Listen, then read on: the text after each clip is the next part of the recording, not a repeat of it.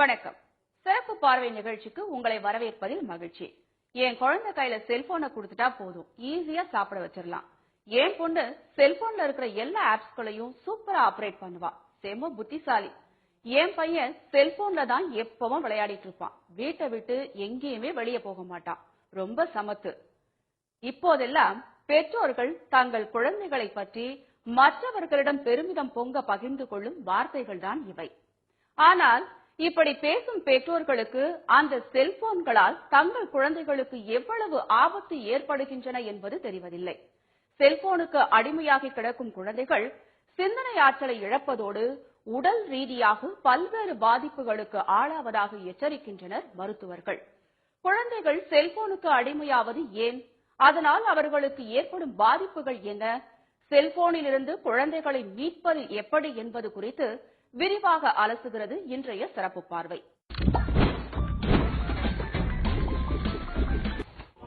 முன்பொரு காலத்தில் தெருக்களிலும் மைதானங்களிலும் ஓடி விளையாடிக் கொண்டிருந்த குழந்தைகள் இன்றைக்கு செல்போனும் கையுமாக வீட்டுக்குள்ளேயே முடங்கி கிடக்கின்றனர். செல்போன் என்பது ஒரு விளையாட்டு பொருளாகவே குழந்தைகளால் பார்க்கப்படுகிறது.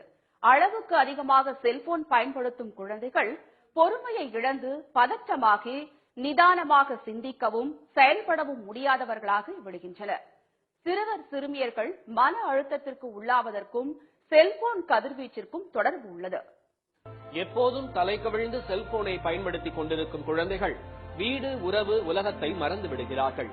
செல்போனே தங்கள் உலகம் என்று முடிவு செய்துவிடும் குழந்தைகள் பெற்றோரை நிமிர்ந்து பார்த்து கூட பேசுவதற்கு நேரமில்லாமல் கேம்ஸ்களுக்குள் ஐக்கியமாகி விடுகிறார்கள். சமூகத்திற்கும் தங்களுக்கும் சம்பந்தமே இல்லாதது போல விலகி வாழ்பவர்களாக மாறிவிடுகிறார்கள். இப்போ சமூகம் என்பது இயந்திரங்கள் நிறைந்த ரோபோ உலகம் அல்ல.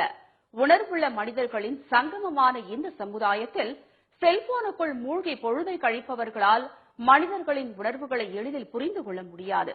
எனவே சக மனிதர்களுடன் இணைந்து வாழக்கூடியவர்களாக நாம் இருப்பதோடு நம் குழந்தைகளையும் வளர்க்க வேண்டும். அதற்கு அவர்கள் செல்போனுக்கு அடிமையாகாமல் பார்த்துக் கொள்வது நம் கடமை. வாங்கி கையில கொடுத்துருவோம். 4 கேம போட்டு கொடுத்து யூடியூப் ஓபன் பண்ணி கொடுத்துட்டீங்கன்னா விடிய விடிய அவன் அதுலயே இருப்பான். 5 வருஷத்துக்கு அப்புறம் அவன்கிட்ட போய் ஸ்ரீலங்காட முன்னாள் ஜனாதிபதியோட பேரை கேட்டு பாருங்க. முன்னாள் ஜனாதிபதியா? அது சனத் ஜெயசூரியம்பா. முன்னாள் ஜனாதிபதியை கேட்டா ஏன்னு கேட்டா அவனுக்கு அந்த நாலேஜ் இல்ல. நீங்க கொடுக்கல. இன்னைக்கு செல்போன்லையும் டிவிலையும் தான் புள்ளட கண்ணோட்டம் இருக்குது தவிர குர்ஆன், ஹதீஸ், இந்த உலக செயல்பாடுகள், கல்வி இதெல்லாம் வெட்டு வார்த்தையா போய்விட்டது. அதை பத்தி நமக்கு கணக்கும் இல்ல. நாம அதை கேர் பண்றதும் இல்ல. நமக்கு என்ன தேவை என்று கேட்டா பிள்ளை வீட்டுக்குள் தகப்பனாரை அலட்டக்கூடாது. பிள்ளை வீட்டுக்குள் தாயை சுதந்திரமாக இருக்க விட வேண்டும், நிம்மதியாக இருக்க விட வேண்டும். அதற்கு செய்கிற வேலை என்ன? காதுல இயர்போனை மாட்டி எதையாவது போட்டு கொடுத்துட வேண்டியது, இல்லன்னா கையில ஒரு டேப கொடுத்துட வேண்டியது, இல்லன்னா டிவி கேம போட்டு கொடுத்துட வேண்டியது. இப்படி செய்கிற போது அவனுடைய மூளை அப்படியே அதற்குள் சுருங்கப்பட்டு விடுகிறது. அதுக்கு மேல ஒண்ணுமே செய்ய முடியாது. நிறைய இடங்கள்ல கொலை, கொள்ளை, கற்பழிப்புக்கு காரணமாக இளைஞர்கள் மாறுவதற்கு காரணம் எது தெரியுமா? இந்த டிவி கேம். கடந்த ஒரு 2 வருடங்களுக்கு முன்பதாக ஒரு சர்ச்சையை உண்டாக்கின ஒரு டிவி கேம் போட்டான். அது என்ன கேம் தெரியுமா? ஒரு 6 பெண்களை வச்சிருப்பாங்க, 2 ஆண்கள் அதை வந்து கார்ட்டூனா சித்தரிச்சிருப்பான். அந்த 6 பிள்ளைகளை இந்த 2 ஆண்கள் ரேப் பண்ணணும். இதுதான் டிவி கேம். நாம நினைப்பது என்ன?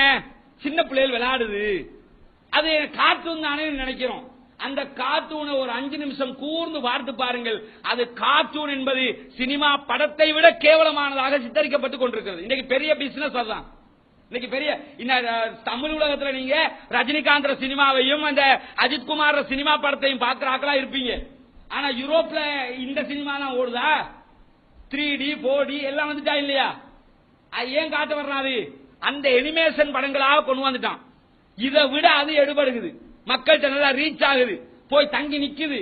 அப்ப இது அத்தனையும் மூளையை மழுங்கடிக்க கூடிய செயல்பாடுகள். புள்ளைய வளர விடாம பண்ணிடும். நமக்கு ஈஸிக்கு நாம செய்ய போன ஒரு வேலை கடைசியில யோசிக்கிறது கணக்கு பாடத்துல புள்ள